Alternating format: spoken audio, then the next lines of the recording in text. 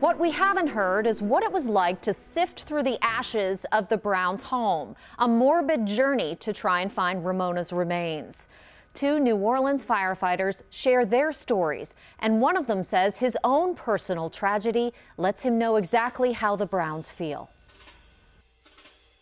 I can understand what these people are going through, how they feel not knowing, you know. It's got to be tough. Where did she go? So there should have been something there, but there wasn't.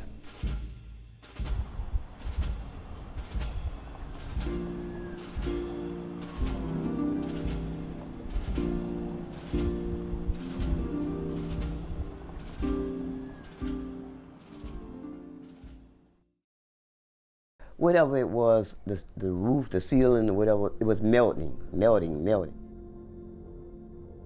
And it was just so strange, you know, and I was right there by him, right there.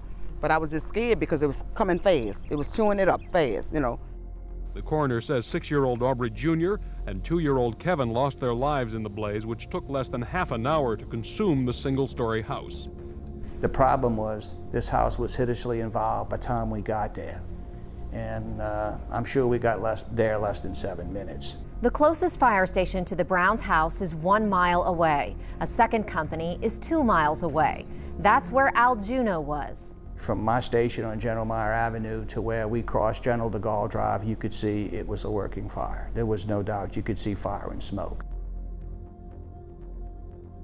Totally engulfed. There was no chance to even get back inside it.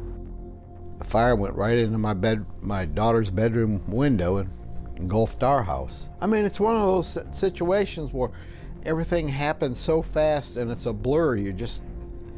Safety is paramount, and get my children out and everybody that was in our house to be safe. We did hear that they didn't find one of the bodies. Walls had collapsed, the roof had came down. It was basically just like a big box on fire. Parts of the floor were there, parts of the wall were there, but not the entire structure. It had just incinerated itself that fast. You've been a fireman for how long? 43 years. 43 years. What is it about this case? The child wasn't in the house. Just have to uncover whatever's here and just go ahead through the whole building, and everything's so consumed, you know, slim possibility if we can find anything at all. But we're going to give it our best shot. We were relieving the people that were there all night at the fire. We found a little torso badly burned, and I thought that was probably a child, so then wrapped it in a sheet, and then they sent it to the coroners. We thought we were done, you know, the fire was out and everybody was found, and then a little while later they said nope, said it was a cat. At one point we had finally cut out the entire floor of the house. There was no spots left to walk on in the house after we had cleared it. Man, we took this like a puzzle, took it one section at a time. From what I can remember, nothing was moved unless someone of authority said, move this, move this, move this. It was that methodical to get it done. It's to a degree inconceivable that one, even a small child, would be completely consumed by the fire.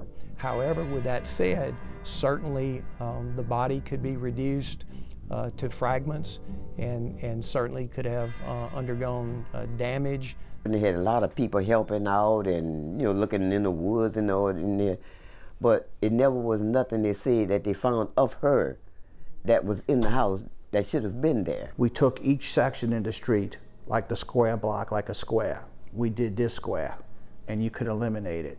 If there was a ditch, we went through it. High weeds, we walked through it. If there was a trash can, we looked in it. If there was a log, we rolled it over. Whatever we could do to figure where would a 3-year-old child go to. But they had people all over the place, but, you know, nothing. Had you ever been on a scene before where you didn't find human remains that you were looking for? No. Nope. Even a small dog was burned hideously. There was a part there. There was something that indicated it was a dog or a cat. Why wouldn't there be a human being there? If somebody's missing it, I take it personally, so I'm going to find them if I can. Bob Medina's brother, Whitney Schultz, was also a New Orleans firefighter. He was kidnapped and murdered in 1979.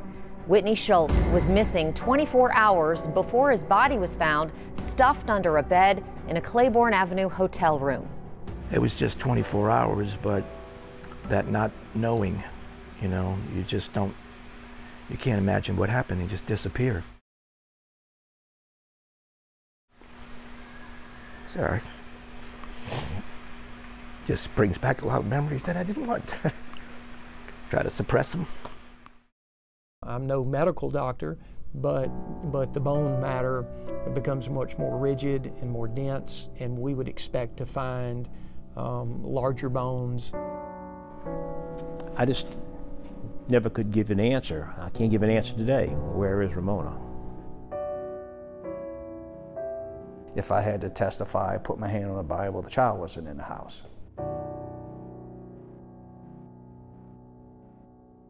While Johnny Mae Brown vows to never leave, 2631 Memorial Park Drive has seen more than its share of tragedy.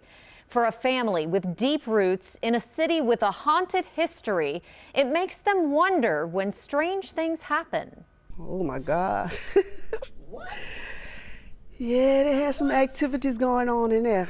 If you was alone, spoons fall, pots make noise. See people walking down the driveway, if you're looking out the window, and it has vanished. Like many great ghost stories, the story of the supernatural at 2631 Memorial Park Drive started with the rumor of a murder. In their case, it was Beulah Guidry Landry. The story goes somebody murdered her and buried her in the backyard, then planted a tree above where they buried her. Records show that part of this story isn't true. Miss Landry, as the family calls her, sold the house before she died. But her time in the house wasn't without tragedy.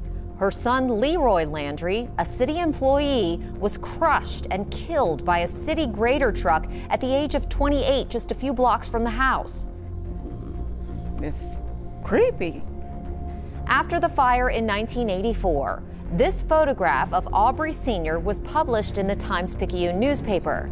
A white, shadowy figure in the ashes makes all of them wonder whether the photographer captured a ghost image on film. A shadow where this person looked like they're standing up with their hand in their pocket, and her hair kind of flipped. You know, like back in the days, hairstyle when they had the little, it was like that. I spoke with the photographer who took that original photo. His name's Bobby Steiner. He speculated that maybe it was an actual person in the photo that just didn't show up well when they processed the photo. The Times-Picayune says they no longer have the original, so that will remain a mystery. In 1993, the house caught fire again. My uncle, he was mentally ill.